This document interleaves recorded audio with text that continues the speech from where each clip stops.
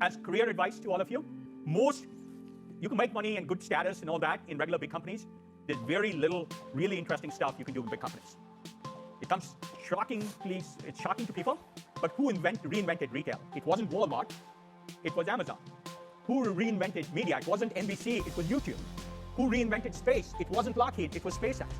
I was hard-pressed to think of one thing that had come out of a large company in the last 20, 30 years that was materially changing the landscape.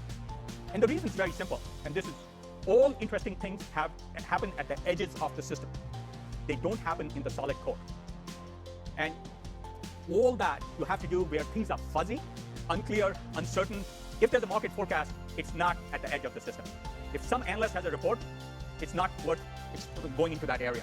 In the edges where things are uncertain is where all the evolution is, and where interesting changes in business or society happen. And unless you're there, and learning fast from being there and not being too arrogant to believe you know what's going to happen, you're not going to be in that learning edge of the wave where new things are happening. And as career advice, I say, and that's where failure happens often. You want failure to be small and success to be very large, which is the characteristic of option value. You lose your option price, but you get option value if it's successful. That all happens at the edge. So you can join Medtronic or GE Medical and do incremental things, or you can try to learn at the edges where your probability of failure is much high, but the consequences of success are really consequential. And most people in their life, in their business, reduce risk to the point where the probability of success goes higher, but the consequences of success are inconsequential, as opposed to reducing the probability of success and increasing the consequences of success, which is sort of my life philosophy.